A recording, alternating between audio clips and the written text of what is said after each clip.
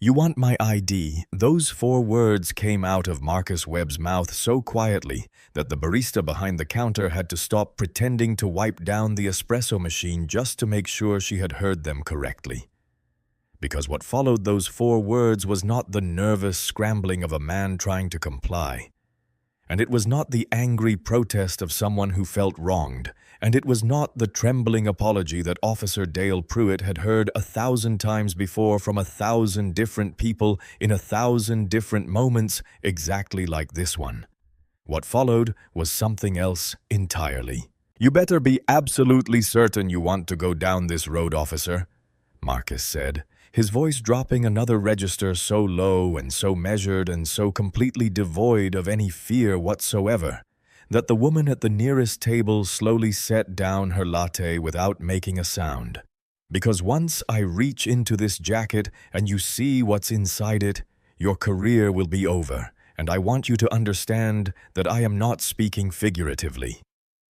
The coffee shop was called the Bean and Barrel, and it sat on Elm Street in the wealthy suburb of Millhaven, Illinois. And on any other Tuesday morning, it smelled of dark roast and maple syrup, and the quiet self-satisfaction of people who believed their zip code protected them from the uglier parts of the world. On this particular Tuesday morning, it smelled of all of those things and also of something else. The charged, electric, breathless tension of a room full of people, watching a man in a bespoke charcoal suit stand perfectly still with one handcuff already clicking cold against his left wrist. Watching him look directly into the red, perspiring face of Officer Dale Pruitt of the Millhaven Police Department, and watching Pruitt smirk back at him the way men smirk when they are absolutely certain they have already won.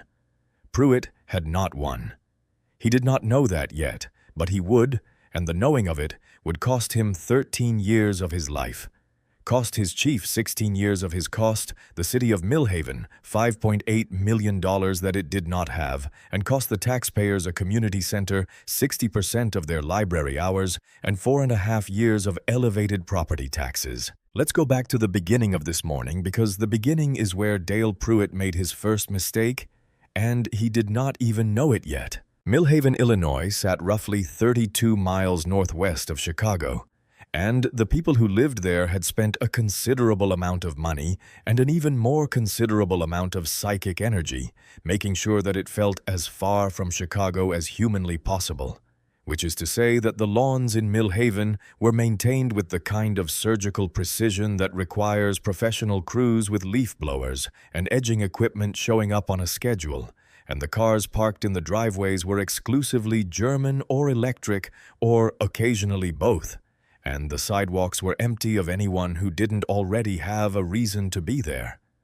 A reason that Millhaven's residents could recognize at a glance the way you recognize a member of a club you belong to without needing to check their card. The air in Millhaven that October morning carried fallen maple leaves and expensive espresso, and the faint mineral smell of fresh asphalt, because Elm Street had been resurfaced 3 weeks earlier, the third time in 5 years that this particular stretch of road had been repaved, while the roads on the east side of town where the service workers and the school bus drivers and the overnight hospital staff lived had not seen a crew since the previous administration. The Bean and Barrel occupied the ground floor of a converted Victorian building on Elm Street, the kind of coffee shop that had reclaimed wood on every surface, and Edison bulbs strung at precisely calculated intervals, and a sound system that played indie folk music at exactly the volume where you could hear it, but couldn't quite make out the lyrics, and the clientele on any given morning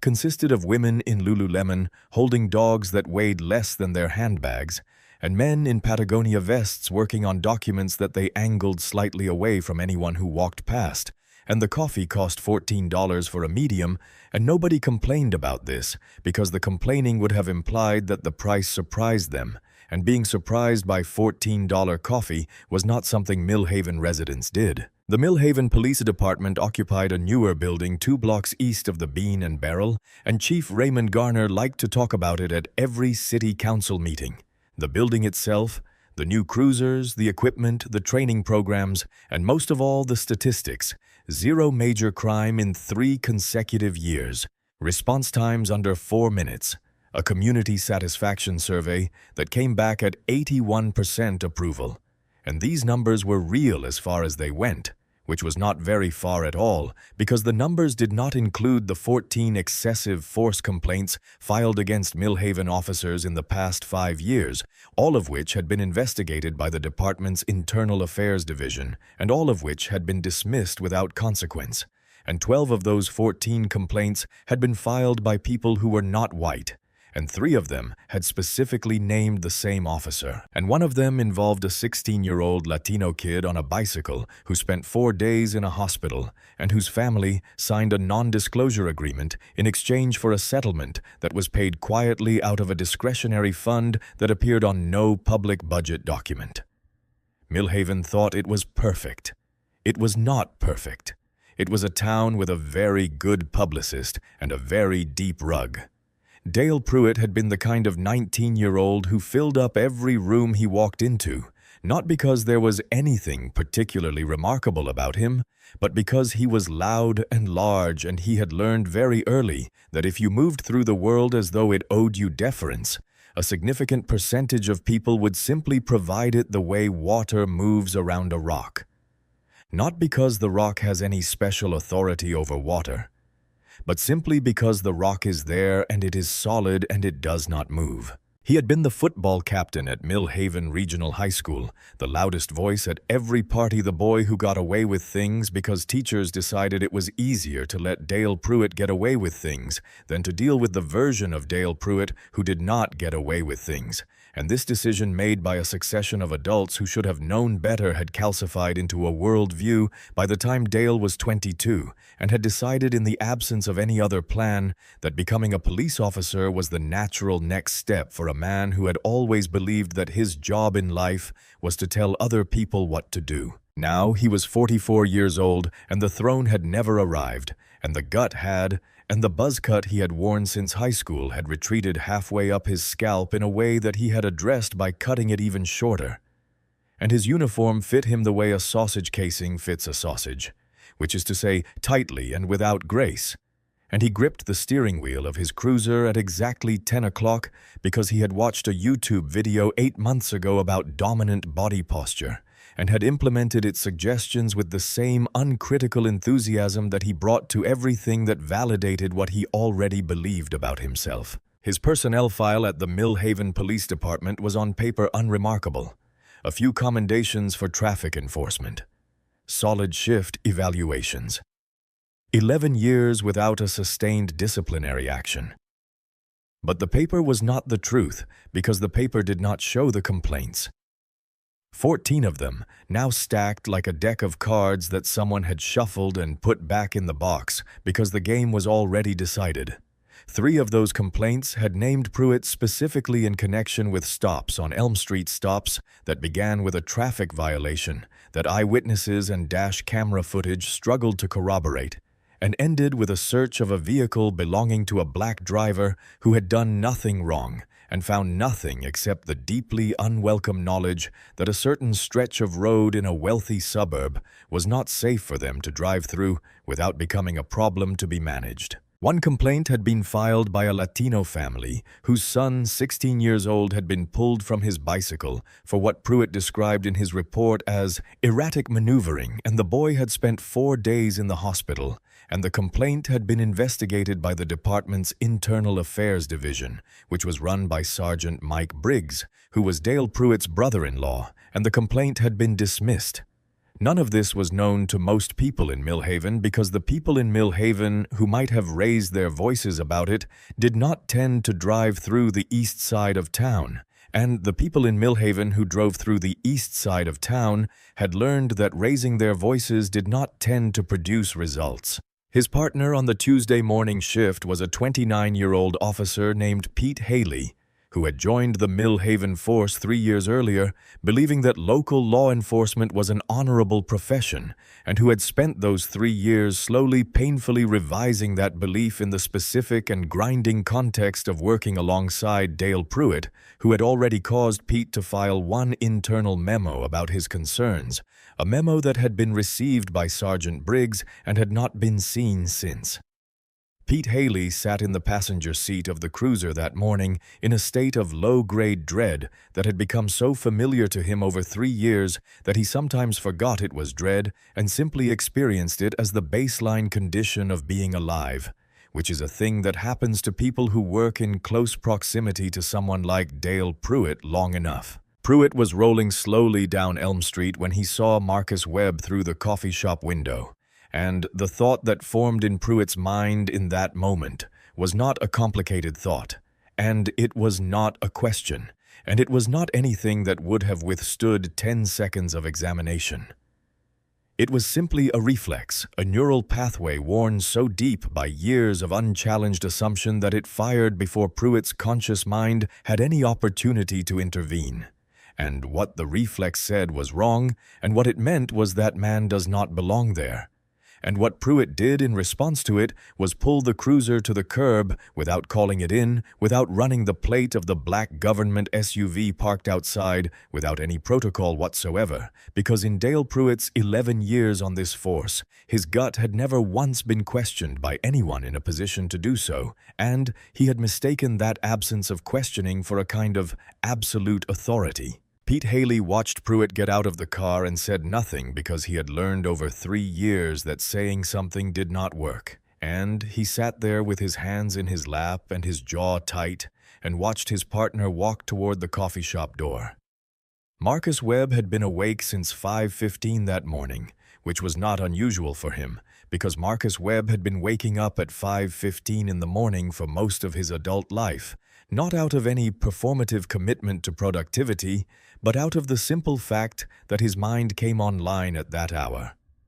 Whether he invited it to or not, fully engaged already.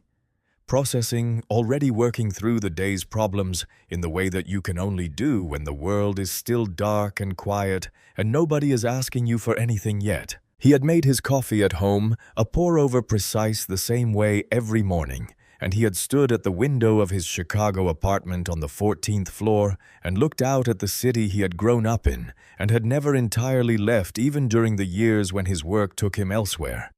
Because you do not leave the south side of Chicago. Not really. You carry it with you in the specific way that the place where you understood what the world actually was stays embedded in you like a compass needle always pointing back. He had grown up 4 miles from where he now stood in a neighborhood where the police were a presence you navigated rather than called, where the relationship between law enforcement and the people it ostensibly served was experienced by the residents as something closer to occupation than protection. Where Marcus had watched at the age of 16 an officer press his neighbor against a chain-link fence for a full 7 minutes because the neighbor was standing on a corner that the officer had decided he had no business standing on. And the neighbor was a 43-year-old man named Mr. Gerald, who sold newspapers from a cart and had never in his life given anyone a reason for that kind of treatment. Marcus had watched Mr. Gerald's face during those 7 minutes, the practiced stillness of it, the specific discipline of a man who had learned that any expression of what he was actually feeling would be used against him, and he had made a decision that he did not fully understand. At 16, but that had shaped every subsequent year of his life, which was that he was not going to run from the system that produced moments like that one, and he was not going to simply survive it, but that he was going to enter it and climb it and find every rotten thing inside it and pull it out into the light where it could not survive. 20 years of building had followed law school at night while working days, the rookie years, the cases that had grown progressively larger and more consequential as Marcus's reputation for patience and precision and the particular kind of relentlessness that does not look like relentlessness until it is too late spread through the bureau. The way all reputations spread through tight professional communities, which is to say slowly and then all at once. He had taken down a human trafficking ring in Washington, D.C. that had operated for 11 years under the cover of a legitimate hospitality business, and he had rooted out a corrupt precinct in New Orleans where evidence had been planted in 312 cases over 7 years, and he had built the civil rights case in Memphis that sent a county sheriff to a federal penitentiary, where the sheriff had spent the subsequent 4 years explaining to anyone who would listen that he had been the victim of a politically motivated prosecution, which is what men like that always say. The Omega watch on his left wrist looked like a gift from his wife, which is what most people assumed when they noticed it, and his wife did know about it, and had in fact been the one who insisted he wear it in the field, because she did not love the idea of her husband going into situations alone without some form of documentation, and what the watch actually was beneath the analog face. And the brushed steel case was a piece of bureau surveillance technology that recorded audio in high fidelity with a battery life of 48 hours, sensitive enough to pick up a whispered conversation through a standard interior wall. Marcus never took it off in the field. His son Elijah was 17 years old and drove a 2020 Honda Civic to soccer practice and back, taking routes through the northwestern suburbs of Chicago that included on 2 separate occasions per week. A stretch of road that ran directly through Millhaven, Illinois. And this was not an abstract consideration for Marcus Webb. It was the thing that got him out of bed at 5:15 in the morning, and it was the thing that kept him in this work on the days when the work was grinding and thankless and invisible, and it was the thing he thought about every time he sat across a table from a man like Dale Pruitt. His agenda for this particular Tuesday morning was straightforward: drive to Millhaven, get a coffee at the Bean and Barrel on Elm Street, meet District Attorney Sandra Cole at 8:30 to discuss a joint task force on organized crime that had nothing whatsoever to do with what was about to happen to him. He checked his phone in the parking lot before going inside, and there was a message from his deputy director that said simply, "The indictment is sealed. We move on the cartel at noon." Marcus allowed himself a small private smile and put the phone away and adjusted the cuffs of his charcoal suit jacket and checked the Omega watch and walked toward the coffee shop door, and it was going to be a good day. Marcus Webb pushed open the glass door of the Bean and Barrel at 7:48 in the morning, and the bell above the door chimed softly, and the interior smelled of dark roast and maple wood. And something underneath all of that, the very specific smell of a room full of people who had arranged their lives carefully enough that they expected to be surprised by nothing, and Marcus moved to the counter and ordered a black coffee, dark roast, and a blueberry scone. And the barista, a young Latina woman named Jessica Morales, with a hoop earring and a sleeve tattoo, and the slightly overbright smile of someone working hard to seem at ease, took his order and his card and told him it would be a moment. He chose a table by the window, the small two-top near the glass where he could see Elm Street and watch for Sandra Cole's silver car, and he sat down and crossed his legs and pulled out his phone and was reading through a briefing document, when in his peripheral vision the street outside shifted, a black and white Dodge Charger, rolling slowly, too slowly, past the window. The way patrol cars roll when the person driving them is looking for something. Marcus registered the cruiser without looking up. He registered it the way 20 years of training registers things that most people don't consciously notice as data filed and categorized, not yet requiring a response. He told himself just a local cop doing his rounds. Dale Pruitt had seen Marcus through the coffee shop window from 30 yards away, had seen the broad shoulders and the dark skin and the expensive fabric of the suit jacket, and the thought that fired in his mind was not a question and was not a process. It was a conclusion, arrived at before any evidence was examined in the way that conclusions arrive when they have been drawn by habit rather than reason, and Pruitt had already pulled the cruiser to the curb and was already out of the car and was already walking toward the coffee shop door before Pete Haley could do anything except sit in the passenger seat and feel his stomach drop. Inside the Bean and Barrel, the footsteps that Marcus registered were not heading to the counter. They were heading directly to his table, and they did not slow down, and Marcus swiped his phone screen off and placed it face down on the table and looked up, and the shadow of Dale Pruitt fell across the table, and the morning changed. Marcus looked up at Dale Pruitt the way you look at something you have seen before. Not this specific man, not this specific face with its high color and its buzz cut, and its jaw working with the effort of containing the satisfaction it was already feeling. But this type of person, this specific arrangement of authority and assumption which Marcus had been encountering in one form or another for 49 years, and which no longer had the power to make him feel afraid, though it retained, as it always did, the power to make him feel a very specific and very cold kind of tired. He kept his face neutral, what his team at the Bureau called the Bureau, face the expression that reveals nothing and costs nothing and gives the other person absolutely nothing to work with. And he said politely, "Can I help you?" Officer Pruitt hooked his thumbs into his vest and said, "Do you live around here?" And his voice was loud enough that the table of two women to the left of Marcus, who had been discussing a renovation project with the focused energy of people spending significant money, went quiet and looked over. Marcus picked up his coffee cup and said, "Is there a problem?" And Pruitt said louder, "I asked you a question. Do you live in this neighborhood?" And Marcus said, "I don't see how that's relevant. I'm a paying customer having a coffee." And his voice was conversational and easy and devoid of any of the edges that Pruitt was listening for, the edges that would give him the excuse he needed. Pruitt deployed the manufactured complaint reports of suspicious activity men, matching your description, loitering in businesses, and Marcus felt the familiar geometry of the moment. The way it was designed to put him in a position where any response he gave would be used against him, where compliance looked like guilt and resistance looked like aggression, where the only way to not give Pruitt what he wanted was to do the thing that required a kind of discipline that most people under those circumstances simply cannot access.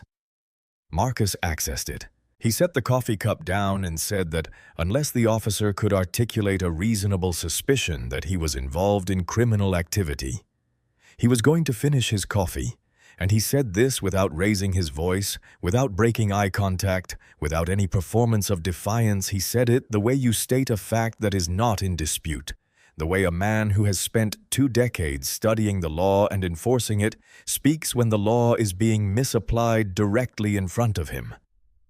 The woman in yoga pants at the table behind Pruitt had stopped pretending to look at her phone and was watching openly now, and the man in the Patagonia vest had closed his laptop. This was the fork in the road, and a smarter cop would have recognized it, would have registered the legal precision of the language, would have understood that a man who speaks that way in that moment is a man who knows exactly what he is doing and has the standing to do it, and would have walked away, and the walk away would have cost Pruitt nothing and saved him everything.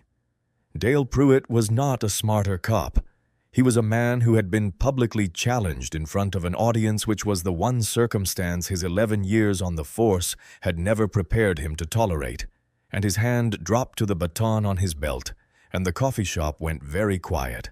and the smell of cheap aftershave was suddenly overpowering as Pruitt leaned forward and said with the specific venom of a man who knows he has already lost the argument and is now switching to a different game. I said, "Stand up." The moment Pruitt's hand closed around the fabric of Marcus's left arm, the Armani jacket, the charcoal wool, the kind of suit that cost more than Pruitt's monthly take-home, and which Pruitt would have recognized as such if he had been capable of processing that information in that moment,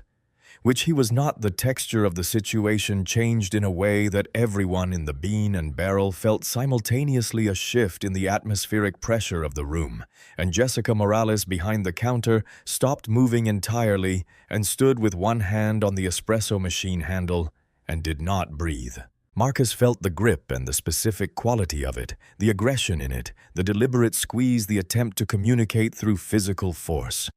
The message that Pruitt had been unable to communicate through words and inside him, in a place that only he had access to. A very clean, very bright, very controlled anger ignited, and he locked it down because he had spent 20 years learning to lock it down, because he understood with the clarity of a man who has looked at the statistics and sat with them and carried them home and thought about them at 5:15 in the morning, that if he reacted in this moment, if he moved wrong or spoke wrong or gave Pruitt a single thing he could characterize later as resistance, the story of this morning would be rewritten before it was even finished. He stood up smoothly without jerking away from the grip, without any sudden movement, and he turned so that he was facing the security camera mounted in the corner of the ceiling near the register, the small black dome that he had catalogued when he first sat down, and he said clearly, and at a volume that the camera's audio would capture,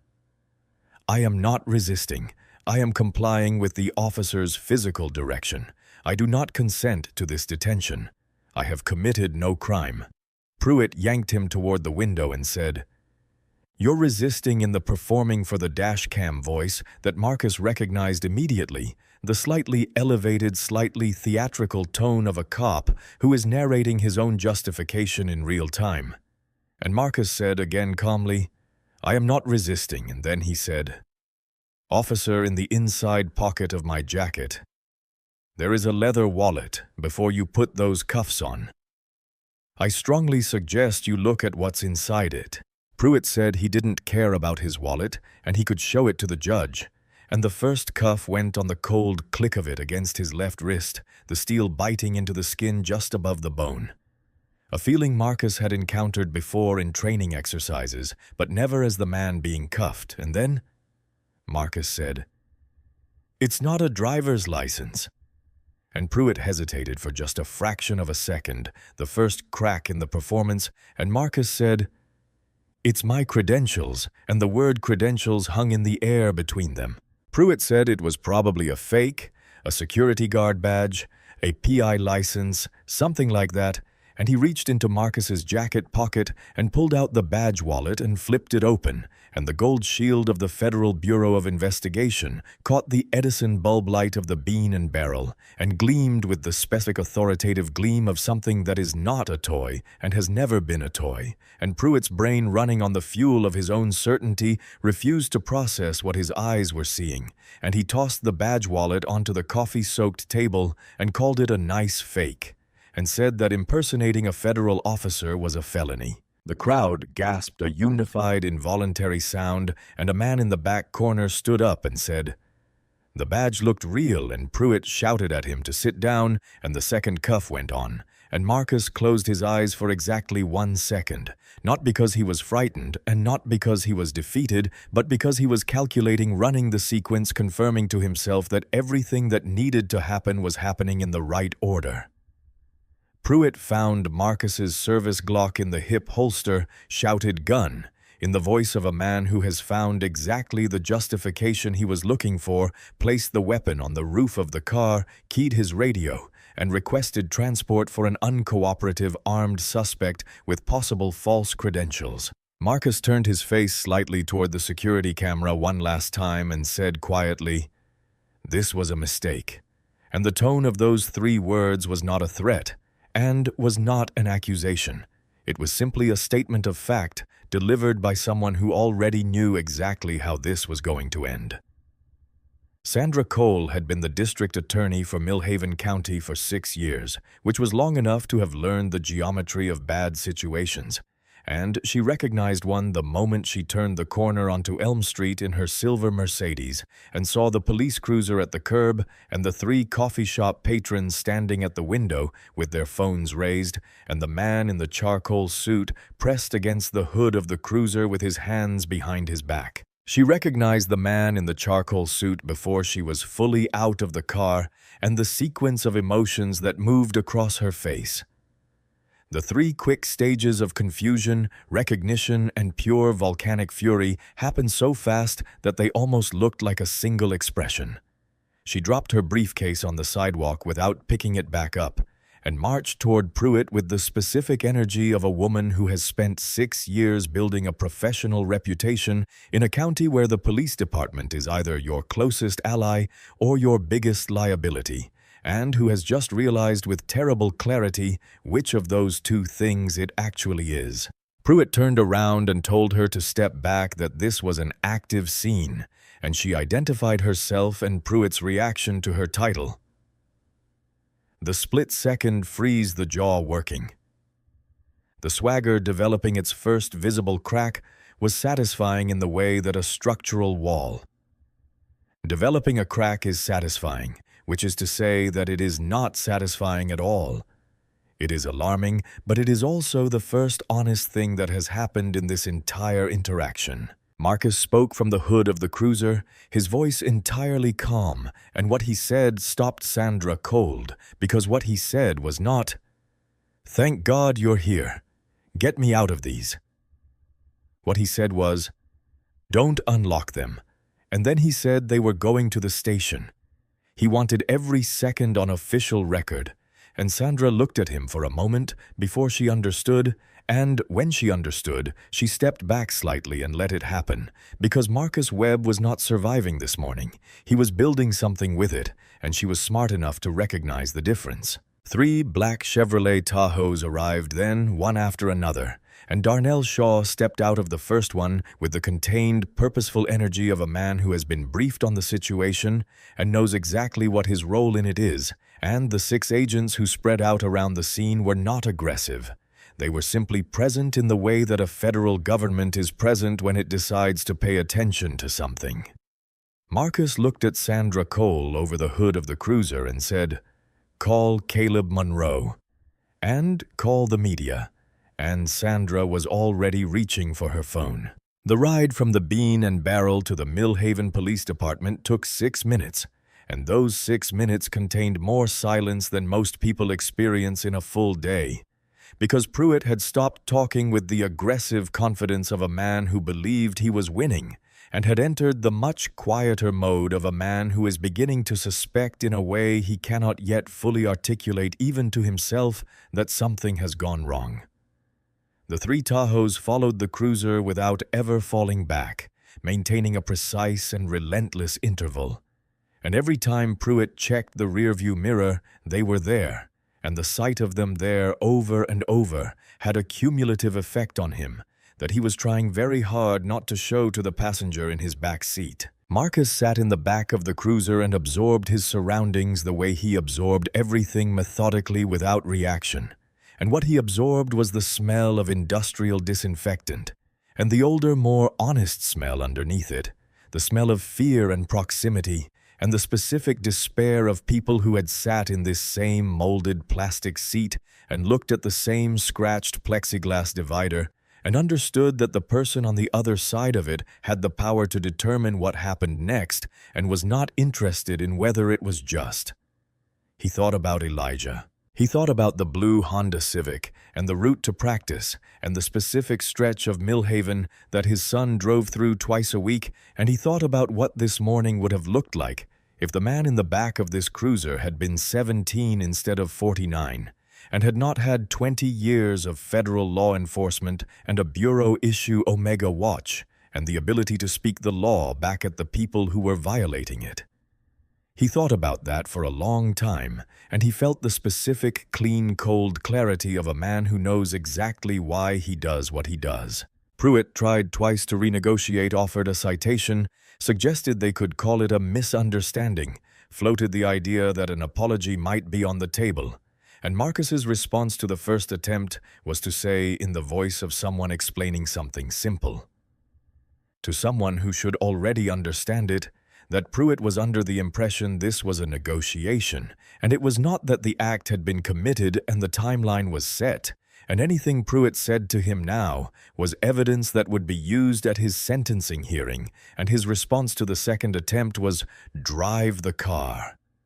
Pruitt slammed his palm against the steering wheel and said this was his town and the chief would back him and the union would back him, and Marcus watched the manicured lawns of Millhaven roll past the window and said nothing at all, and below the cuff of his jacket a small red pixel pulsed on the face of the Omega watch, steady and patient, recording everything. The Sallyport gate of the Millhaven Police Department rattled down behind the cruiser with a heavy, resonant clang that Marcus registered as the sound of a door closing on the first phase of this morning and the second phase beginning, and he stepped out of the back seat when Pruitt opened the door and walked at his own pace toward the booking area, because he was not going to be hustled, and he was not going to be made to feel that the speed of this process was something that belonged to Dale Pruitt. Desk Sergeant Walt Briggs was a man in his early 50s with the specific weathered look of someone who has been watching things happen in this building for a long time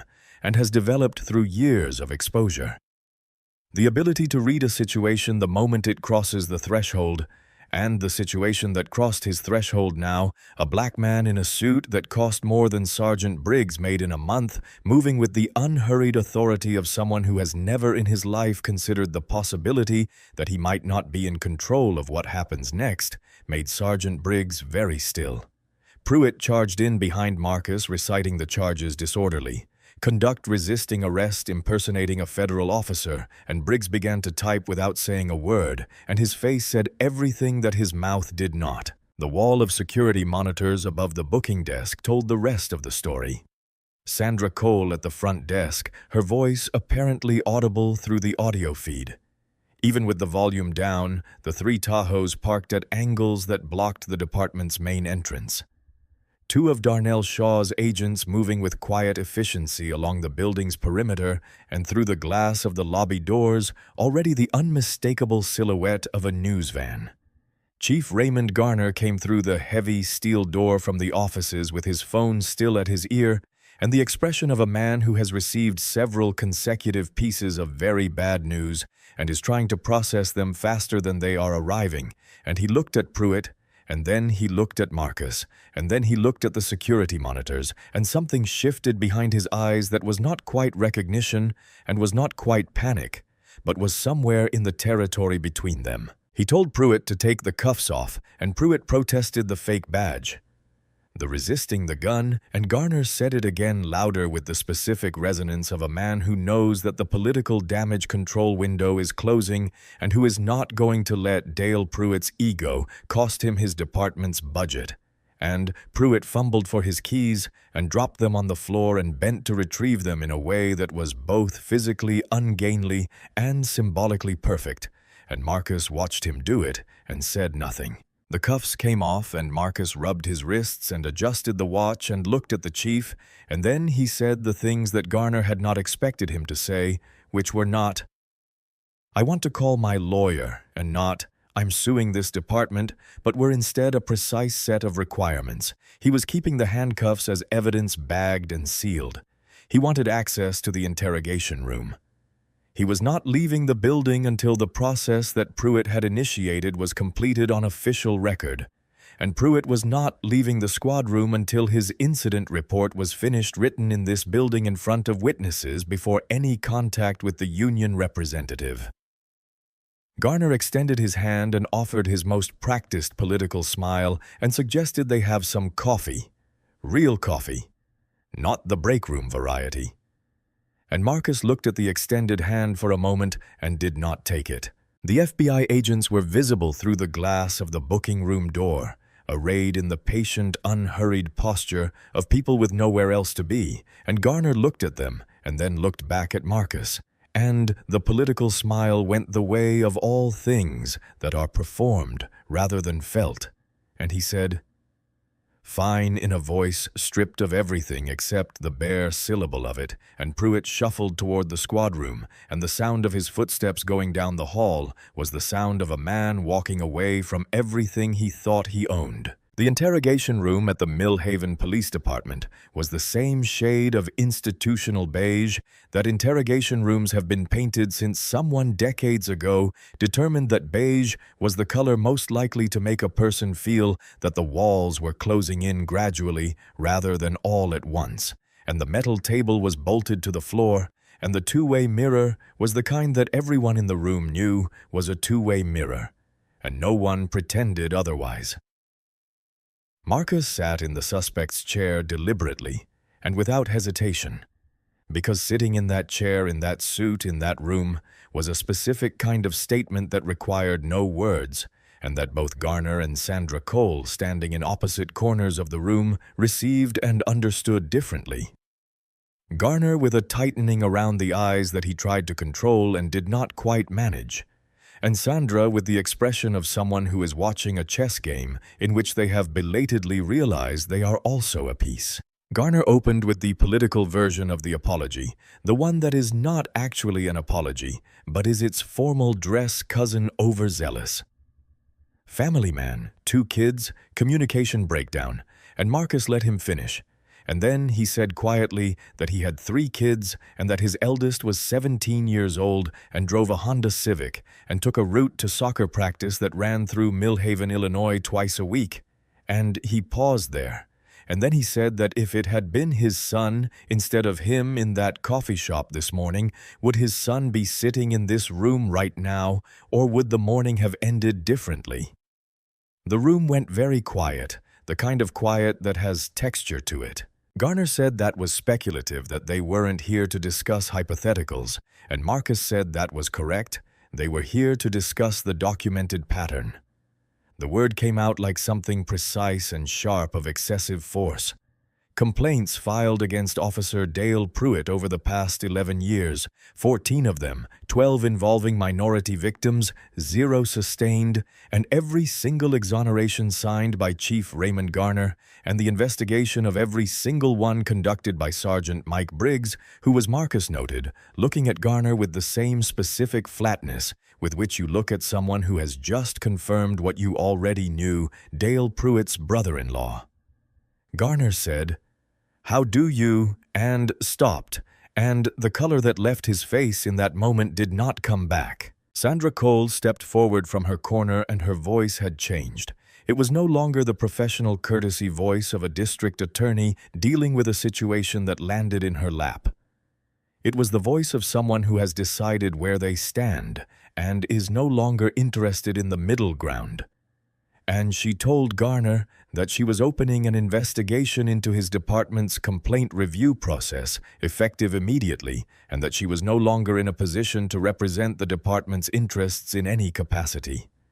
Garner said they were on the same team, and Sandra said, "Not anymore." And those 2 words had the finality of a door being closed rather than slammed. The knock at the door came then, and the young officer who stuck his head in said that the press had filled the lobby and that a lawyer named Caleb Monroe was asking for his client, and Marcus stood up and walked to the 2-way mirror and spoke to his own reflection with the same conversational directness with which he had spoken to Pruitt in the coffee shop, telling whoever was behind the glass that every piece of footage from this building was to be preserved in its entirety,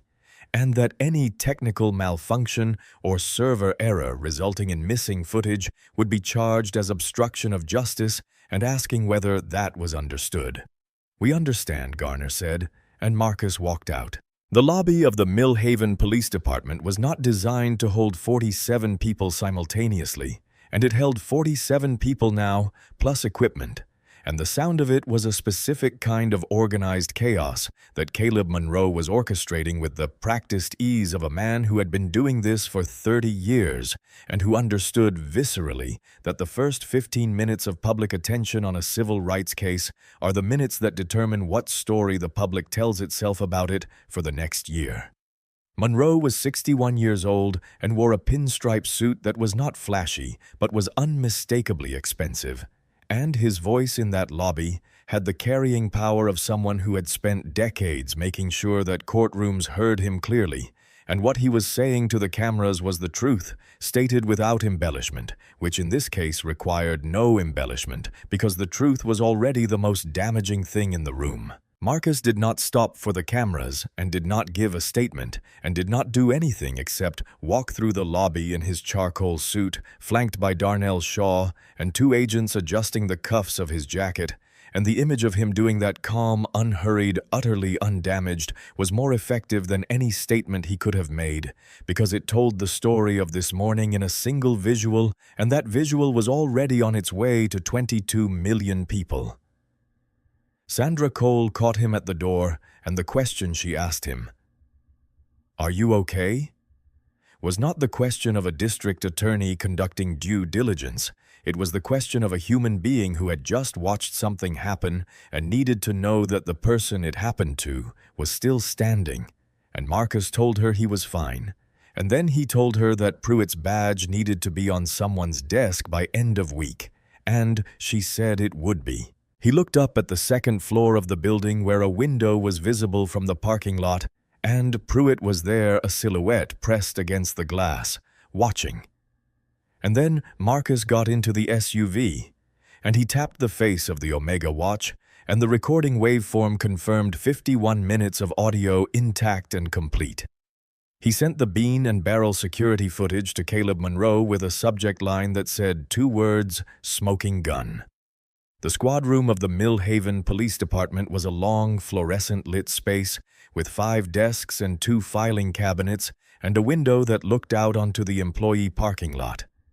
And it was in this room at 11:47 in the morning that Chief Raymond Garner locked the door and turned off his body camera and made the decision that would end his life as a free man. He had not arrived at this decision quickly or easily. He had spent the 20 minutes between leaving the interrogation room and walking into the squad room running every available option through the political calculator that had served him adequately for 22 years in law enforcement and 3 terms as chief, and the available options had resolved themselves one by one into a single conclusion, which was that unless there was a reason for Pruitt to have entered that coffee shop that morning, a documented official procedurally defensible reason, the lawsuit that Caleb Monroe was about to file was going to be the least of Garner's problems.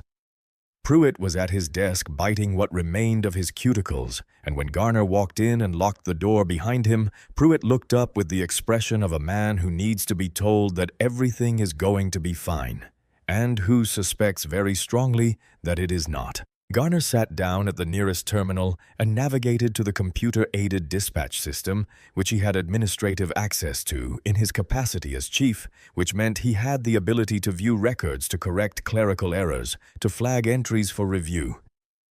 The kind of access that is built into the system for entirely legitimate purposes, and that had never in the history of the Mill Haven PD's use of it been used for the purpose to which Garner was now putting it. He built the entry with the methodical attention of a man who is committing a crime and trying to make the crime look like paperwork. And what he produced was a KD log entry timestamped at 7:41 that morning, 7 minutes before Marcus Webb entered the Bean and Barrel recording a call from an anonymous patron reporting a suspicious person. Male black, wearing a suit with what appeared to be a firearm visible at his waistband. And the caller expressed fear for the safety of herself and the other patrons. The entry slotted into the timeline between 2 real entries, a noise complaint on Maple Avenue and a fender bender on Route 9, and it looked to any casual review indistinguishable from either of them, the same format, the same field structure, the same administrative notation style.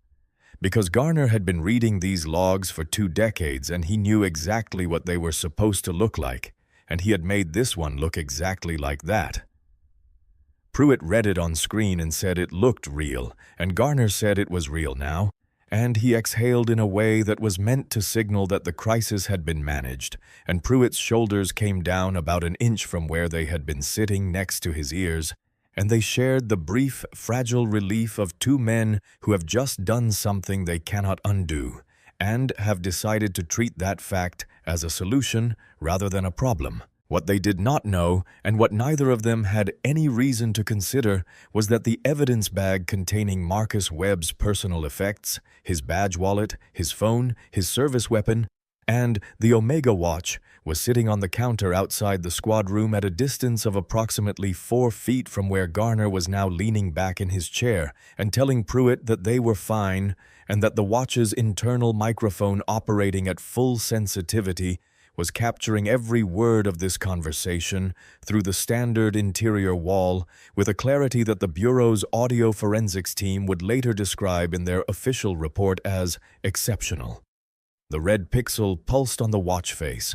The watch sat in its evidence bag. Nobody noticed it. Nobody went away. Monroe's black sedan was parked at the far end of the Millhaven PD's visitor lot, positioned at an angle that gave a clear view of both the building's main entrance and the Sallyport exit, and Marcus climbed into the back seat and closed the door, and sat for a moment in the particular quiet of a space where the outside world is muffled but not gone. And Caleb Monroe handed him a bottle of water and said nothing, because Monroe had known Marcus Webb for 11 years, and understood that the first thing Marcus needed after a situation like this one was not conversation, but 30 seconds of silence in which to close the open tabs. Marcus drank some water and then said,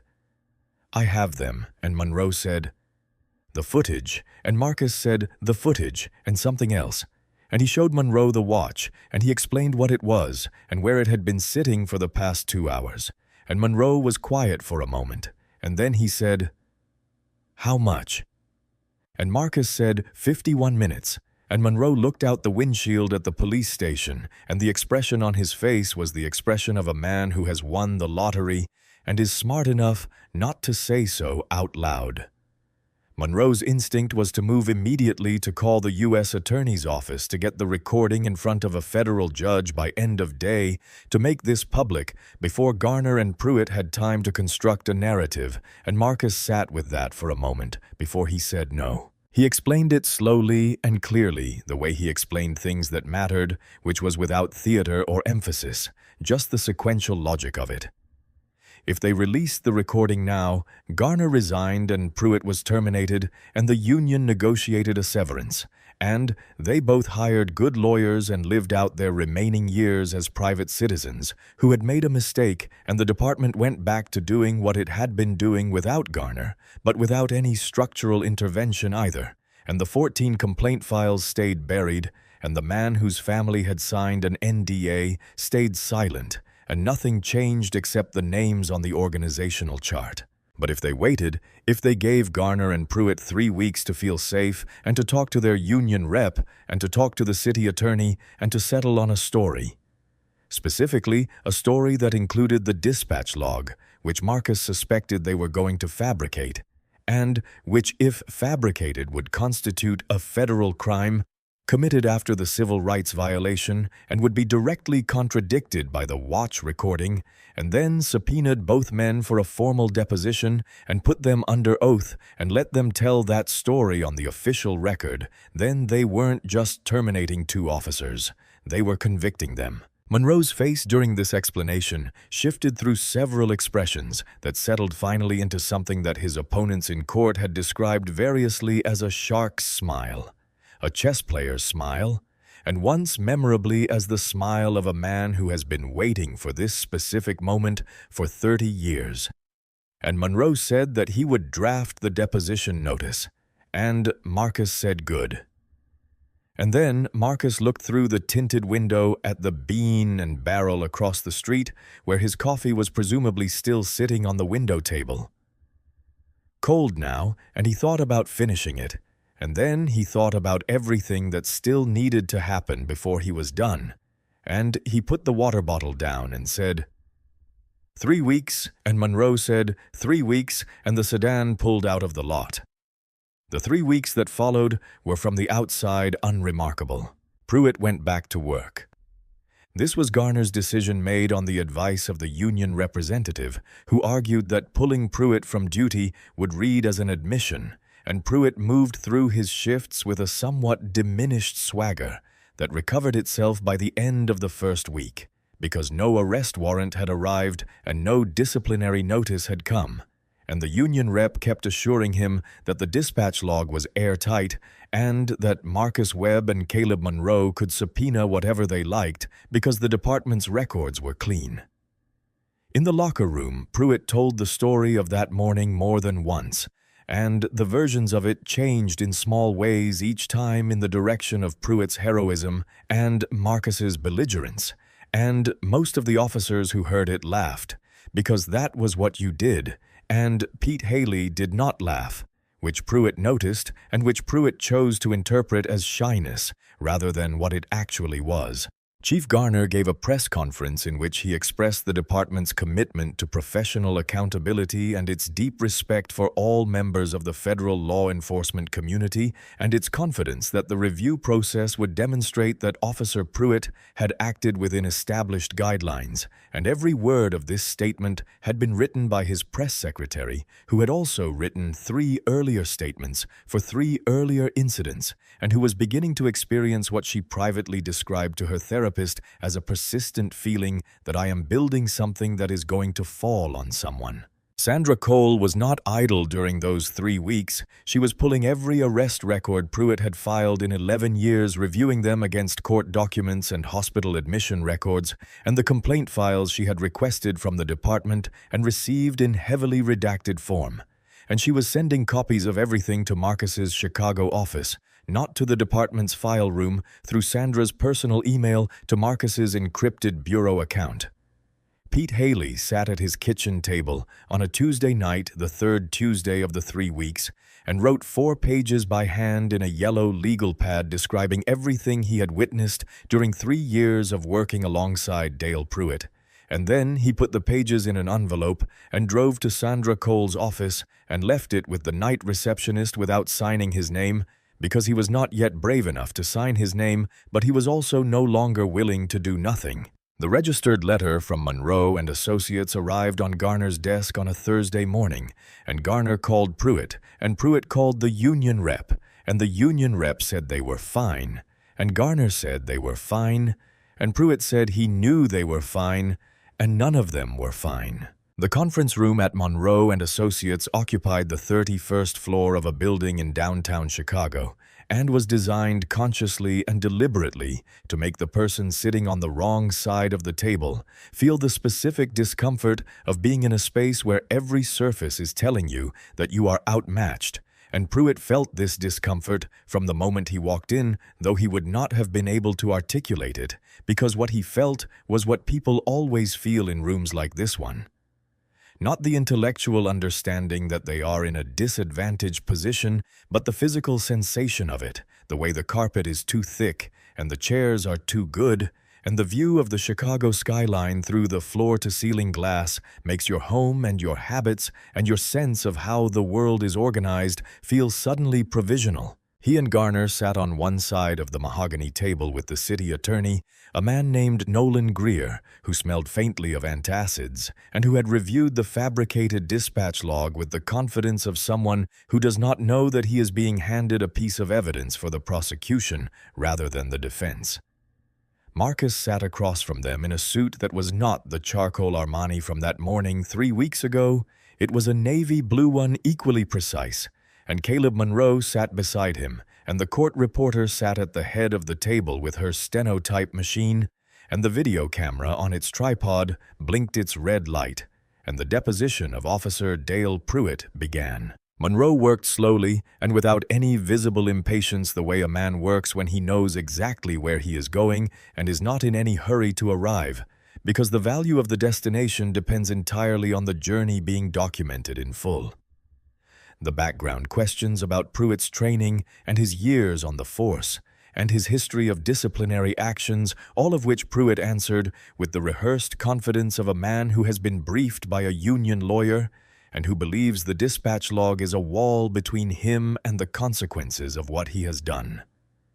Garner answered his preliminary questions with the smoothed-down ease of a politician who has given interviews the careful phrasing of a man who has learned to say things that are technically accurate and substantively misleading, and Nolan Greer sat beside them, clicking his pen every 45 seconds in a way that was beginning to function as a metronome for the room's anxiety. Monroe turned to the morning of the incident, and Pruitt described it the dispatch call, the description of the suspicious person, the protocol with the fluency of someone who has rehearsed a story so many times that it has begun to feel like memory rather than fabrication. And Garner confirmed when asked that he had personally verified the authenticity of the dispatch logs and that the call had been logged prior to the stop. Monroe reached into his briefcase. The pen clicking stopped. Nolan Greer looked at the briefcase with the expression of a man who has heard a sound in the dark and is telling himself it is nothing. Monroe placed a USB drive on the table and said that he had two things to share. First, a forensic digital analysis of the Millhaven PD's CAD server conducted by a specialist from the Bureau's Cybercrime Division, which had identified the disputed log entry as having been created at 11:47 in the morning on the day of the incident, which was 4 hours after the stop, not 7 minutes before it, and whose metadata contained the administrative login credentials of the Millhaven PD's chief of police, and second, a recording. Nolan Greer said, "What recording and his voice had the quality of a man who already knows the answer and is asking the question because asking it buys him 3 more seconds." Monroe explained the Omega watch in the same conversational register he had used for every other part of this deposition, a Bureau-issue surveillance device, standard equipment for senior agents operating in environments where documentation may be obstructed.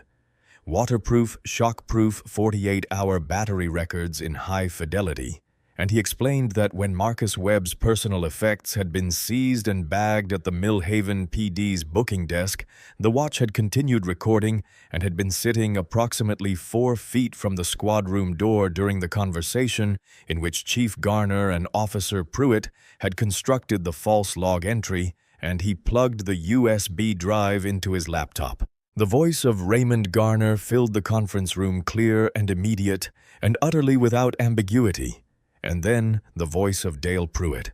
and then Garner again, and the specific words they had used: "We need a call. Logged. It looks real. It is real. Now." When that lawyer subpoenas the logs, this is what he gets, hung in the air of the conference room above the mahogany table and the Chicago skyline and the untouched glasses of water and the stopped stenotype machine in the silence that followed the recording like smoke after a fire. Pruitt looked like he was going to be physically sick. Garner stared at the table in front of him with the expression of a man watching his career dissolve, which is what it was.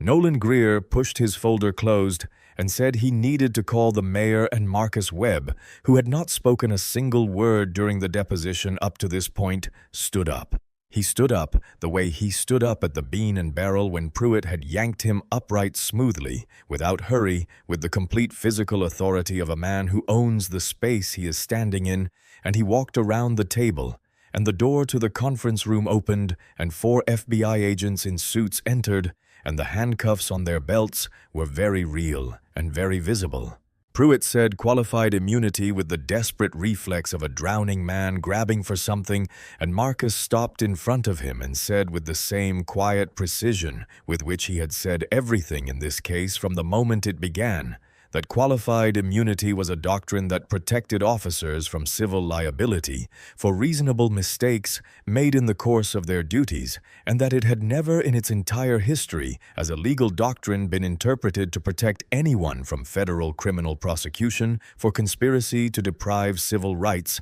and that Pruitt was welcome to test that interpretation from a federal holding facility if he liked. The agents cuffed Pruitt, and then they cuffed Garner, and the court reporter's machine started again, because the court reporter was a professional, and she kept recording until someone told her to stop, and the camera blinked its red light, and Nolan Greer looked at the 2 men in handcuffs and then at Caleb Monroe and said in a very small voice that he would draft the check. Monroe told him the number, $5.8 million, and the terms a full federal consent decree over the Millhaven PD, and that if the answer was no, the audio recording would be in the hands of every news outlet in Illinois within the hour. And Greer said he would draft the check and then said it again. And Monroe thanked him. Pruitt and Garner were walked through the lobby of Monroe and Associates past the front desk and the waiting area and the bewildered faces of the firm's other clients out through the glass doors and into the autumn sunlight where a federal vehicle was waiting, and Marcus watched them go from the conference room window with the still patient expression of a man watching something end that should have ended a long time ago. The video from the Bean and Barrel security cameras was 31 minutes long, and it had been filmed from a fixed angle near the ceiling above the register, and it showed in unedited high definition with synchronized audio every moment from the time Pruitt walked through the door to the time the FBI Tahoes arrived outside, and it reached 22 million views on YouTube in 72 hours.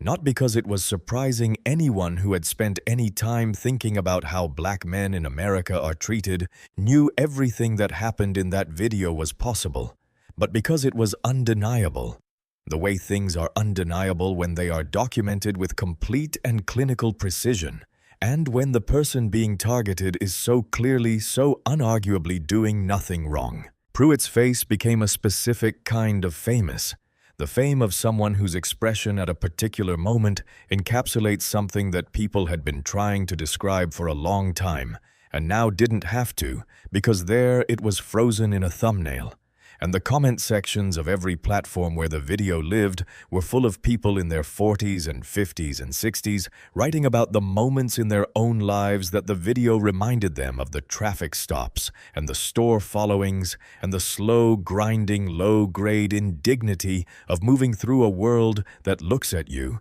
and makes a decision before you have said a single word. Pete Haley's 4-page statement was released by Sandra Cole's office on the third day after the deposition, and what it confirmed the pattern of stops, the complaints that went nowhere, the memo that was shredded. The teenager on the bicycle added a dimension to the story that transformed it from the story of one bad cop and one good morning into something larger and more honest, and 3 other officers at the Millhaven PD resigned within 48 hours of the statement's release. Jessica Morales gave a local television interview from the Bean and Barrel, sitting at the counter with her sleeve tattoo visible and her hands occasionally shaking, and she told the truth about what she had seen and heard that morning. And the owner of the Bean and Barrel put a handwritten sign in the window that said, "All are welcome here," and left it there and did not take it down. The United States District Court for the Northern District of Illinois occupied a federal building in downtown Chicago, whose architecture communicated in the specific language of government permanence that the authority housed within it was not subject to the negotiations and accommodations that characterized most human institutions, that it existed on a different timeline than the city around it, that it would be here long after the people currently appearing before it had resolved one way or another into historical footnotes. The courtroom assigned to United States versus Pruitt and Garner was packed from the first day of trial, every gallery seat occupied by reporters and civil rights advocates and ordinary citizens of Millhaven who had opened their property tax statements in the preceding weeks and felt for the first time with real clarity the material cost of the silence they had maintained for years while a department in their name did things they had preferred not to look at. Pruitt sat at the defense table, and he was noticeably smaller than he had been 40 pounds lighter. The barrel chest deflated the buzz cut grown in unevenly because the correctional facility's barber came on a schedule that Pruitt could not negotiate, and the arrogance that had once been his most distinguishing physical characteristic. The thing that entered a room slightly ahead of him was completely gone, replaced by the hollow, blinking wariness of a man who is trying to understand what happened to him and getting a little closer to the answer every day. Garner sat beside him and was a different kind of diminished, not physically smaller, but stripped of the performance, the campaign trail presentation of authority and competence, the pressed uniform and the orange tan, and the practiced smile. And what was left without those things was a man who looked old and ordinary and faintly baffled. The way people look when the story they have been telling about themselves is no longer available to them. Judge Patricia Owens had been on the federal bench for 22 years and had presided over the convictions of 2 aldermen, 1 county commissioner, a state police captain, and a sitting circuit court judge. And her approach to public corruption cases was characterized by what the legal community described with a degree of professional admiration and personal wariness as an absolute intolerance for the argument that the office entitled the person. The argument that the authority conferred by a badge or a title or a vote conferred on its holder some degree of exemption from the obligations of the law. An argument that Judge Owens found not merely legally incorrect, but philosophically offensive. She was 62 years old, and she had heard every version of every argument that every defense attorney had tried to make in cases like this one. And she allowed the trial to proceed with the methodical patience of someone who knows where it is going and is not going to be hurried. The prosecution laid out the case over 4 days. The coffee shop footage played in full for the jury without commentary because it required none. The watch recording played in full, the voices of Garner and Pruitt in the squad room, filling the federal courtroom with a clarity that made several jurors visibly flinch. The forensic analysis of the CAD server, establishing the timestamp of the fabricated log. The financial analysis showing the NDA settlement paid from a discretionary fund to the family of the teenager on the bicycle. And the 14 complaint files obtained through federal subpoena, which Sandra Cole walked the jury through in a testimony that took most of a day, and that she delivered without notes from memory because she had read those files enough times that they had become something close to personal. Pete Haley testified for 3 hours and 40 minutes, and he was the most compelling witness of the trial, not because he had the most dramatic story to tell.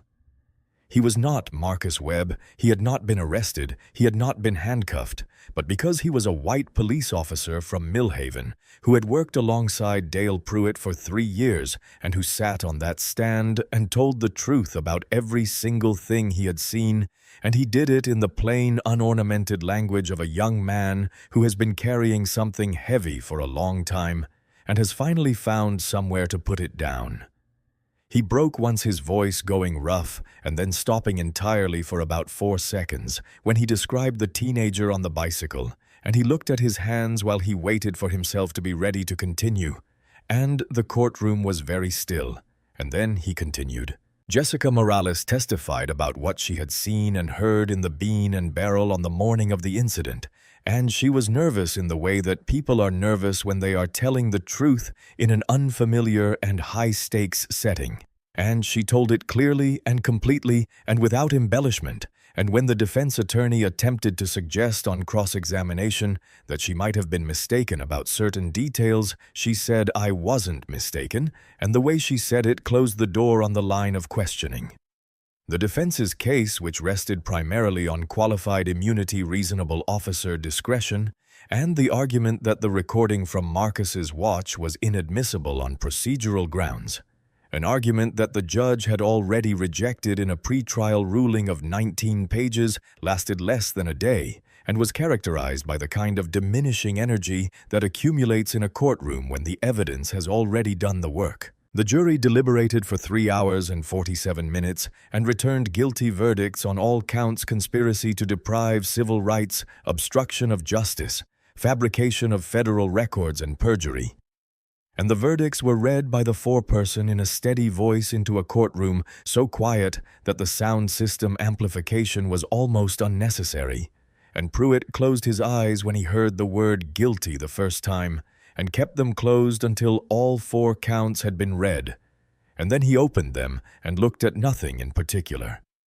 Garner did not close his eyes at all, which was a different kind of admission. 2 weeks after the verdict, Dale Pruitt and Raymond Garner stood in the same federal courtroom for the last time, and the atmosphere was different from the trial.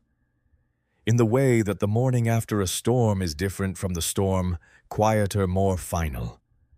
The damage visible now without the distraction of the wind. Pruitt was on his feet with the assistance of a U.S. Marshal who had his hand lightly under Pruitt's left elbow, not because Pruitt was trying to fall, but because his legs had been unreliable since the verdict, and the Marshal had learned in the preceding 2 weeks not to make assumptions about their reliability. And Pruitt gripped the edge of the defense table with his right hand and looked at the bench in the way that a man looks at something when he is trying very hard not to look at the gallery behind him, where his wife was sitting, and next to her, his daughter, who was 9 years old, and who had been told by her mother that they were going to the courthouse to hear a judge talk about what happened with Daddy's work, which was as close to the truth as her mother had been able to get. Garner stood beside Pruitt without visible trembling, but with the quality of a man who has been poured into a suit that no longer fits him, not physically but existentially, and the silver hair that had been one of his most carefully maintained assets looked flat under the courtroom fluorescence. Judge Owens looked at both of them for a long time before she spoke the kind of deliberate pause that is not theatrical, but is instead the natural spacing of someone who is selecting words for precision rather than effect. She addressed Pruitt first. She spoke about the oath, the specific language of it, the weight of what it means to stand in front of a community and a government and a badge, and commit yourself to the protection of the people who are most in need of protection, and then to spend 11 years doing the opposite of that. Not through confusion or incompetence, or the kind of genuine mistake that police work occasionally produces, but through a deliberate and sustained exercise of cruelty toward people who had done nothing to invite it, except exist in spaces that you had decided they had no right to occupy. She read a passage from Marcus Webb's victim impact statement. She had Marcus's permission to do this and had told him she intended to, and the passage she chose was the one about Elijah, about the 17-year-old in the Honda Civic, about the route to soccer practice, about what this case meant. Not as an abstract civil rights matter, but as a father's understanding of what his son's life is worth in a country where that worth is not consistently recognized, and the courtroom listened to those words with the stillness of people being told something true that they had been avoiding. She sentenced Dale Pruitt to 13 years in federal prison with no possibility of parole. Pruitt's daughter did not understand the number, but she understood her mother's sound. She sentenced Raymond Garner to 16 years, the longer sentence reflecting his position, his deliberateness, the calculated nature of his decision to sit in that squad room and build a lie into the architecture of the law he was supposed to serve, and the additional weight of 22 years in which he could have chosen differently and had not. Garner said nothing when the sentence was read, and his face said nothing either, and that vacancy, that complete absence of response, was in some ways more disturbing than protest would have been. The gavels came down with the specific sound that a gavel makes when the verdict it confirms is the right one, not a triumphant sound, not a satisfying sound in any clean sense of the word, but a sound that means something is over and something else. Something that has been a long time coming is beginning. The marshals moved to take them out, and Pruitt was turned toward the door, and for a moment, a single unguarded moment, his eyes found Marcus Webb in the front row, and what passed across Pruitt's face was something that his system had not had much practice producing, and that he could not sustain for more than a second, which was a genuine reckoning with the distance between who he believed he was and who the evidence of 11 years said he actually was. His mouth moved slightly, not into words, just into the shape of something that might have been an apology if there had been enough of him left to mean it. Marcus watched him with the same stillness he had maintained in the coffee shop on the hood of the cruiser, in the interrogation room, in the conference room at Monroe and Associates. The stillness of a man who is not waiting for an apology and does not need one, who has not built this case on the need for Pruitt to feel bad, but on the need for Pruitt to be accountable, which are not the same thing. He watched them go. He said nothing. He sat back down and looked at his hands for a moment, and then he looked at the front of the courtroom where the federal seal hung above the bench, and he thought about Elijah, and he thought about Mr. Gerald and the chain-link fence,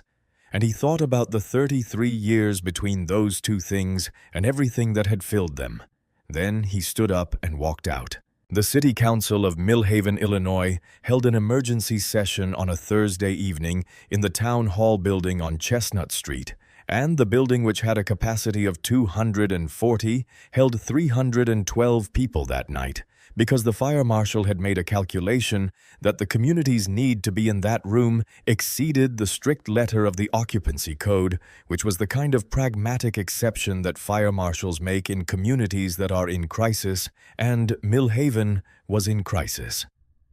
The mayor, a man named Dennis Holt, who had been re-elected 3 times on a platform that included prominently his support for the police department and his pride in Millhaven's safety record, stood at the podium under lights that had been calibrated for town council meetings about zoning variances and parking ordinances, and that were entirely inadequate for the task of making a man look credible, while telling his community that their silence had cost them $5.8 million. He announced it in the 3rd paragraph of a prepared statement after 2 paragraphs of context that the room had no patience for, and the number landed in the room with the specific weight of a number that people understand not as an abstraction, but as something that will appear soon on a document with their name on it. The settlement was $5.8 million,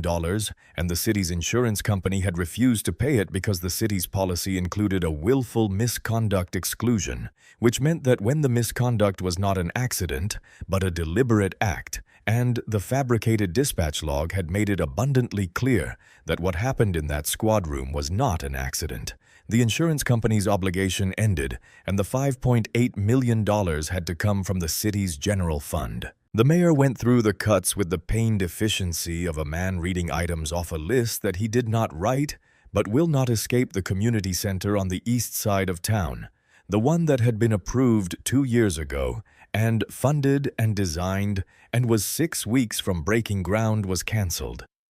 Library hours were reduced by 60%. Property taxes were being raised by 5.2% for the next 4 years. 2 school renovation projects were delayed indefinitely. The room erupted after the community center, and it did not really quiet down again, and the people who were loudest were not the people who had driven through the east side and seen the community that the community center was supposed to serve. Those people were not generally at town council meetings, but the people who owned the large lots with the manicured lawns and the German cars, who had donated to the police union's annual gala and put the thin blue line stickers on their mailboxes and told themselves that the occasional difficult story they heard about the department was the inevitable friction of a force keeping their neighborhood what it was, and who were discovering now, in the concrete arithmetic of a property tax increase, that their confidence in that story had been underwritten by their own money all along. Pete Haley submitted his resignation from the Millhaven Police Department the following Monday morning, dropping the paperwork on the desk sergeant's counter without a word of explanation. And he drove home, and he sat in his car in his driveway for a while, and then he went inside. He did not give an interview. He did not release a statement. He had said what he needed to say on the stand, and it had been enough, and he was done. The federal consent decree arrived at the Millhaven Police Department 31 days after the verdict delivered by a process server who handed it to the desk sergeant. A new desk sergeant, Walt Briggs, having retired 2 weeks earlier, with the speed of a man who does not want to be the subject of the next round of questions, and the document was 47 pages long and contained in the precise and unambiguous language of federal oversight the new conditions under which the Millhaven Police Department would be permitted to operate. The department was placed under federal monitoring for a period of 5 years, during which all use of force incidents would be reviewed by an independent federal monitor appointed by the district court, and all body camera footage would be preserved in an external federal archive for a minimum of 3 years, and the body cameras themselves were replaced with new units featuring tamper detection technology that generated an automatic notification to the federal monitor and the city attorney's office if any camera was disabled, obscured, or experiencing an unexplained interruption in recording. And the policy governing camera use was amended to include a provision that any officer found to have willfully disabled their camera during an active encounter was subject to immediate termination without the option of union grievance. The Internal Affairs Division was restructured entirely. Sergeant Mike Briggs's position was eliminated, along with the entire existing structure, and the new division was staffed by 5 civilian investigators appointed by the county, none of whom had any professional connection to the Millhaven PD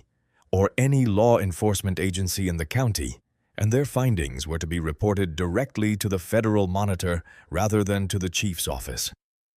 4 officers who had been present during the locker room conversations after the incident, the ones where Pruitt had told and retold his version of that morning while his colleagues laughed, were identified in Pete Haley's testimony as having been aware of Pruitt's conduct and having chosen not to report it, and 2 of them were terminated, and 2 received 18-month suspensions without pay, and all 4 of the union's appeals were rejected. The union's attorney filed for an emergency injunction against the consent decree, arguing that it violated the officers' collective bargaining rights, and Caleb Monroe's team met them in federal court, and the injunction was denied, and the subsequent appeals went the same way. And after the 3rd denial, the union's attorney advised the union to stop, because each successive filing was producing an additional layer of documented bad faith that was becoming its own liability. The interim chief, who came in from outside the department to manage the transition,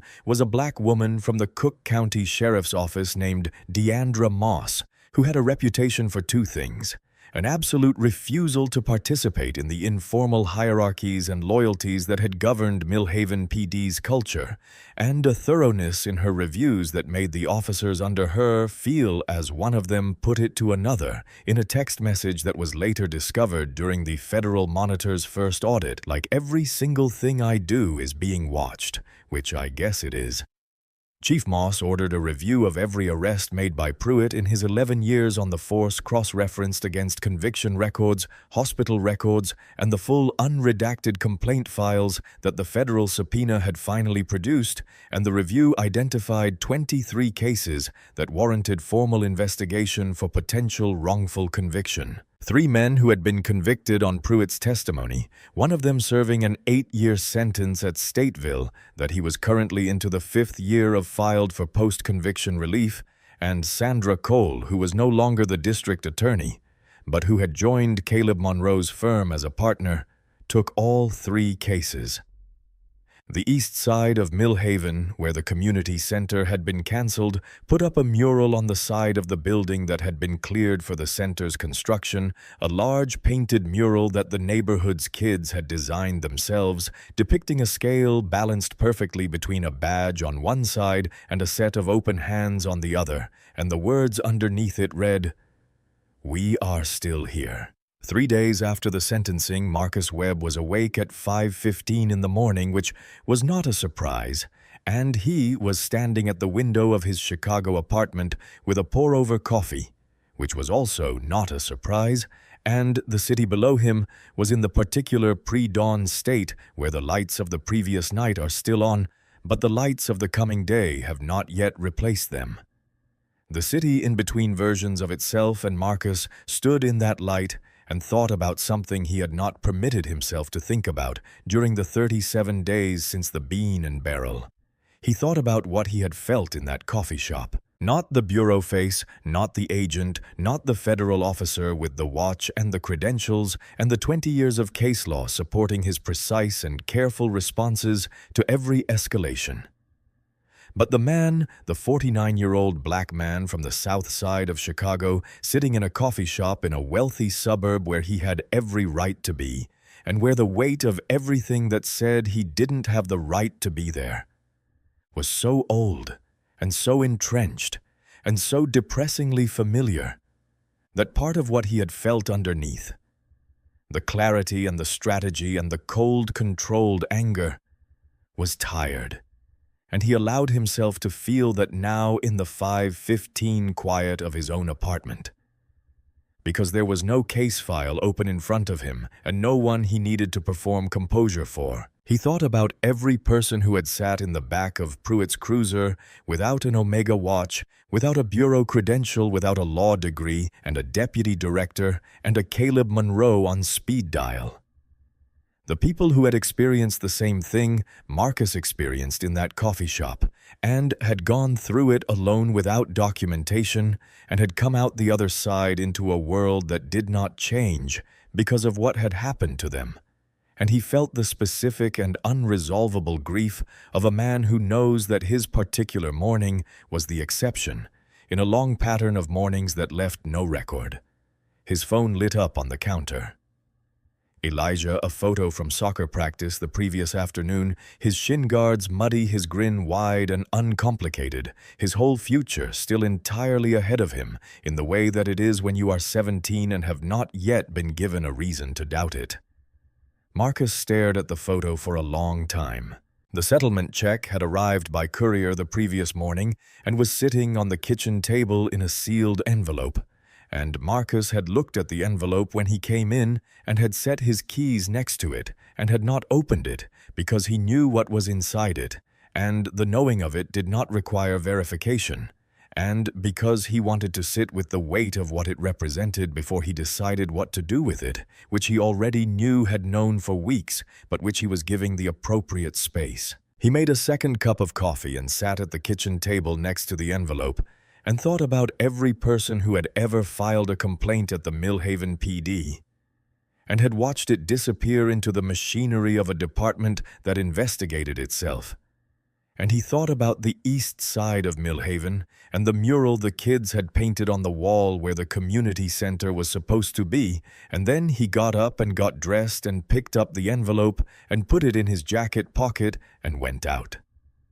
Sandra Cole answered on the first ring, which told Marcus she had been awake for a while, and her voice had the particular quality of someone who has been doing something industrious. For the past hour, Coffee made desk-organized case files open, and when Marcus told her he was calling about the check, she said she had been wondering when he would. They talked for a long time, the way people talk when they are past the professional formality of a working relationship and into something more honest. And Sandra told him about leaving the DA's office, which she had done 2 weeks after the deposition, and the way she described it was not with regret or bitterness, but with the straightforward relief of someone who has been carrying a weight they didn't fully recognize as a weight until they put it down, and Marcus understood this because he had his own version of it. He told her about the check, and the silence on her end was the kind that means the person is computing something, and then he told her what he had decided to do with it, and the silence changed. It became the kind that means the person is seeing something fully formed for the first time and is taking a moment to absorb its dimensions. Every dollar of it was going into a non-profit organization incorporated in Millhaven, Illinois, headquartered on Elm Street, whose mission was to provide free legal representation. Not low-cost, not subsidized, but free, fully staffed with the best civil rights attorneys in the state, to any person in the county who was wrongfully stopped, searched, or detained, and to conduct independent audits of every arrest and every use of force incident in the Millhaven PD's jurisdiction for as long as the organization existed, and to file civil rights complaints every single time the line was crossed, without exception, without negotiation, and without any interest in settling quietly. Sandra asked to be on the board of directors, and Marcus said yes before she finished the sentence. Then he told her the name. He told it to her slowly, the way you tell something to a person when you want them to feel the full weight of it before they respond. And what he said was the Pruitt Garner Center for Civil Rights. Sandra was quiet for about 4 seconds, and then she laughed, and it was the first completely unguarded laugh Marcus had heard in the 37 days since the Bean and Barrel, and it was a real laugh, the kind that contains genuine surprise. And when she was done laughing, she said that he was going to make them fund the thing they hated most, and Marcus said yes, that was exactly right. He told her what he wanted, not just the legal work, not just the audits and the complaints and the court filings, but the name on the building, the name on the letterhead, the name on the website that every Millhaven PD officer would drive past every single day on the way to work and on the way home. And that when those officers saw the name, they would understand something that Dale Pruitt and Raymond Garner had not understood until it was far too late, which was that there is no such thing as a consequence-free exercise of corrupt power, that the things you do in the dark have a very reliable tendency to determine the architecture of your legacy, and that the most permanent punishment available to the law is not the removal of a man's freedom, but the removal of his ability to determine how he will be remembered. Sandra said she understood all of that, and she said she was in, and they made a plan for the 5, 01, C3 filing and the board structure, and the first hire a managing attorney, someone who had been in the civil rights trenches and did not want to leave them. And when they hung up, Marcus sat in his car for a moment, with his hands on the wheel, and thought about the east side of Millhaven, and the mural, and the cancelled community center, and the kids who had painted those open hands on the wall. Then he drove to Elm Street. Marcus picked Elijah up from soccer practice on a Thursday afternoon, the week after sentencing, which was not unusual. He picked him up when he was in town and not in the middle of something that couldn't wait. And Elijah got into the passenger seat with the organized chaos of a 17-year-old athlete who has been running for 2 hours and has not fully committed to the idea of being stationary. Dropping his bag in the footwell, pulling out one earbud, leaning forward to adjust something on the radio and saying, "Dad," in the tone that means he has something to report and is deciding whether this is the right moment. Marcus pulled out of the school parking lot and let him report a new formation. The coach was trying a scrimmage result, a situation involving a teammate and a starting position that was more politically complicated than it appeared on the surface, and listened the way he always listened to Elijah, which was completely. Because Elijah's life was one of the only things Marcus Webb experienced without any part of his attention held in reserve for something else. They were on the highway before Elijah went quiet in the way that meant he was moving towards something, and Marcus waited, and then Elijah said, not looking at him, watching the road, "Dad." Was it scary? In that coffee shop. Marcus thought about how to answer this honestly, which required distinguishing between several different things that were happening inside him simultaneously during that morning, and which he had not separated out for anyone before, because there had been no one to separate them out for. He said it was not scary in the way that fear is normally understood. He had not been afraid of Pruitt, had not been afraid of the handcuffs, or the charges, or the ride to the station, but that there was a moment when the second cuff went on, and he felt the cold of it, and he thought about what it would have meant to be in that situation, without everything he had, without the watch and the credentials and the 20 years of knowing exactly what to do, and that in that moment he had felt something that he thought was closest to grief, and that the grief was not for himself.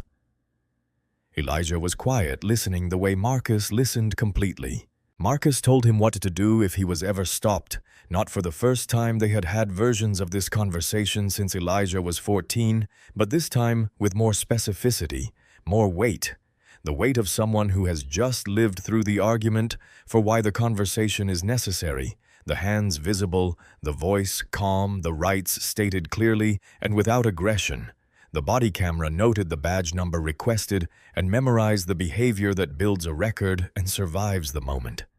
Elijah said he understood, and Marcus believed him, and then Elijah said quietly, the way he said things that he had been thinking about for a while, "Were you scared they were going to shoot you?" Marcus was quiet for a second, watching the road. "He said I was scared for you, Esochuakir. The whole time I was sitting in that cruiser, I kept thinking about your car and your route to practice and what that morning looks like for a 17-year-old who isn't carrying what I was carrying." Elijah nodded slowly, and then he said, "So you did it for me," Marcus said. "I did it for every kid who doesn't have what you have. But yes, I did it for you." They pulled into the driveway of the house, and Elijah sat for a moment before he opened his door.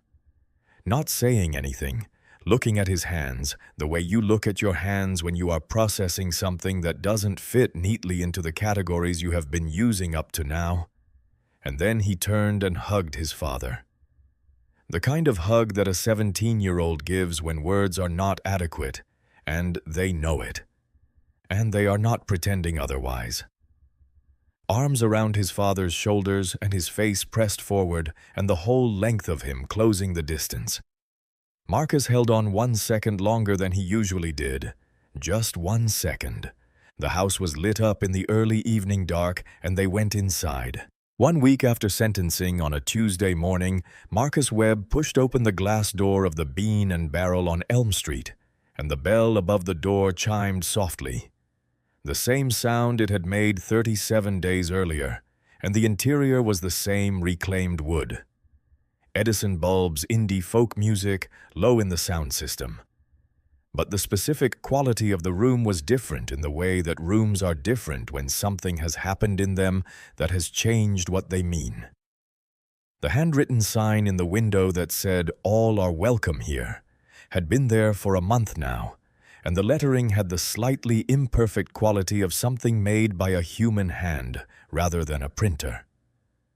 And Marcus paused for a moment in the doorway and read it before he went in. Jessica Morales was behind the counter. She recognized him before he reached the register. He saw it in the slight widening of her eyes and the way her posture changed, not with alarm but with something closer to recognition. In a full sense, the recognition of someone who has been in an important moment with a person and has thought about that moment many times since, and she said without asking, "Black coffee, dark roast," and Marcus said yes, "and a blueberry scone, please." And she smiled. She made the coffee with the focused attention of someone who wants to do something well, and when it was ready, she brought it to the table by the window, the same table or close enough. And when Marcus reached for his wallet, she waved it off, and he started to insist, and she said, "Please," in a way that closed the negotiation, and he let it go. He sat and crossed his legs and looked out at Elm Street, quiet in the early morning. A patrol car rolling slowly past new, model, different officer, the windshield catching the light differently, and it did not slow down, and it did not stop. He noticed that the table was new, a slightly different wood grain than the one he remembered the surface. Unmarked, the corner unscuffed, and he rested his hand on it for a moment. Jessica came back with the scone and lingered for just a second, and she said, "Thank you for not just leaving." And Marcus looked up at her and said that she had testified when she didn't have to, and that it had taken courage, and she nodded and looked at the floor for a moment, and then looked back up, and then she went back to the counter. Marcus drank his coffee and ate the scone and looked out the window. And his phone buzzed once Caleb Monroe a message that said the Pruitt-Garner Center's 501c3 approval had come through and they could open their doors in 30 days.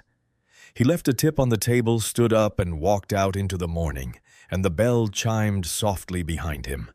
Dale Pruitt was transported to the Federal Correctional Institution at Terre Haute, Indiana, 6 days after sentencing on a gray November morning in a vehicle with no markings that drove out of the Sally Port of the federal holding facility, while 3 people stood in the parking lot watching it go. A union representative who had nothing left to do. A reporter who did not get a shot worth using, and no one else. His wife had filed for divorce during the trial. Not after it. She had made her decision. She told her sister when she heard the recording from the squad room and understood that the man she had been married to for 14 years had fabricated federal evidence not in a panic, not under duress, but methodically in the language of someone who had done things like that before and expected to get away with them the same way he always had. His daughter draws a picture of her father once a month in her room, the guidance counselor has noted, and the pictures are always of him in his uniform, which is the version of him that she had the most time with, and which she is apparently not ready to revise. Raymond Garner was transferred to the Federal Correctional Institution in Milan, Michigan, where he gave one interview to a local podcast about small government principles that had approximately 300 listeners and that produced no follow-up invitations. Pete Haley enrolled in a paralegal program at a community college in Rockford 3 weeks after resigning from the Millhaven PD, and he submitted supporting statements to the post-conviction teams working on 7 of the 23 cases flagged in Chief Moss's review. Not the dramatic testimony of the trial, but the quieter, more detailed accounting of someone who was there, who saw it, and who can say now with specificity exactly what happened and when and how.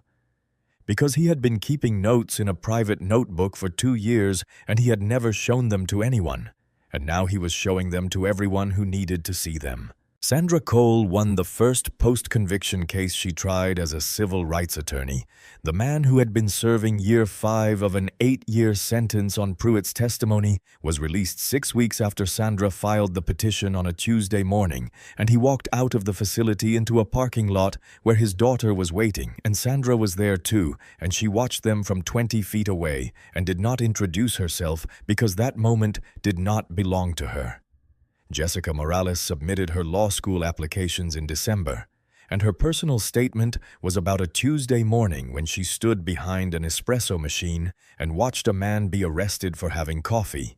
and about what it felt like to do nothing and then to finally do something, and about why the distance between those two things was the most important distance she had ever crossed. The Pruitt Garner Center for Civil Rights opened on a cold Monday morning in March on Elm Street in Millhaven, 3 doors down from the Bean and Barrel, in a building whose exterior bore large, clean letters, Pruitt Garner Center for Civil Rights, that caught the morning light at the angle from which every officer, leaving the Millhaven PD's parking lot, would see them twice a day, every day, indefinitely.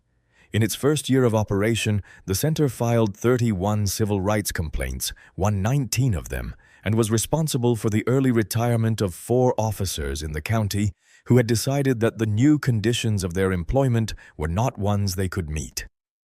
The mural on the east side of town, the scale, the badge, the open hands was still there. Marcus Webb was at his desk in Chicago on a Wednesday morning in April when the new file arrived forwarded from the deputy director's office with a note that said it was being flagged for the Civil Rights Division and that his name had come up as a potential lead. And he opened it with the same unhurried attention he brought to every file.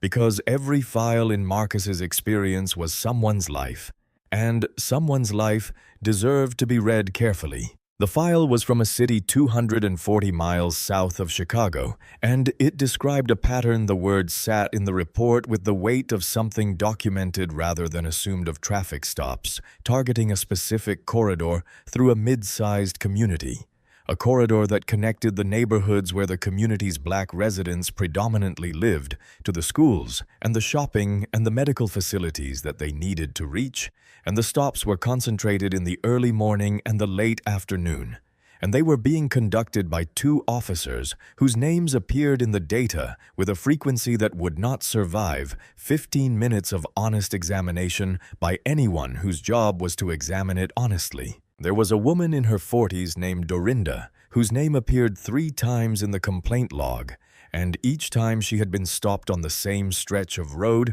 and none of the stops had resulted in charges, and the dash camera footage for 2 of the 3 stops had been logged as a corrupted file. And the third stop's footage showed nothing that justified the stop, but also showed an officer whose body language, whose posture, whose specific way of standing over a seated woman in a car, Marcus recognized with the bone-deep recognition of someone who has spent 2 decades learning to read that language. He closed the file. He stood up and walked to the window and looked at the south side visible from his office on clear days, the neighborhood where Mr. Gerald had sold newspapers from a cart, and a 16-year-old Marcus Webb had made a decision on a corner that determined everything that came after it. He thought about what people say about justice, the blindfold, the scales, and he thought about how many times in his life he had encountered a version of justice that was not blind to who you were, that saw you clearly and made its calculations accordingly. And he thought about what it actually takes to counteract that which is not a blindfold, and not an ideal, but a person, a specific person who is willing to do the work of looking and seeing and documenting and building and waiting and not stopping, and who is willing to do that work on behalf of the Dorindas and the Mr. Geralds and the boys on bicycles and the sons in Honda Civics who are all carrying the weight of a world that has not yet decided to see them as fully as they deserve to be seen. He picked up the file and put on his jacket. On the wall beside his office door, there was a photograph he had kept for 23 years, framed in plain black wood. Not large, his law school graduation. A Chicago morning in late May, his mother standing beside him with her hand against his face, Her fingers curved to the shape of his cheek, her eyes wet with the specific pride of a woman who has watched her son become something she hoped he would become, and was not entirely certain the world would allow, and her expression containing alongside the pride, the precise knowledge of everything it had cost him and everyone who loved him to get here. Marcus touched the frame once the way he did every morning because it was a reminder of where he came from and what he owed to that and what he was still capable of, and then he opened the door and walked out into the hallway and the day. There is always another city. There is always another file. And as long as there is, Marcus Webb will be on his way. If this story moved you, if you found yourself thinking about Elijah, about Jessica, about the people whose names we never learned, please like this video and subscribe to our channel so we can keep telling stories that matter. And drop a comment below. What do you think Marcus's greatest act of justice was, the arrest, the trial, or what he did with that check? We read every single one.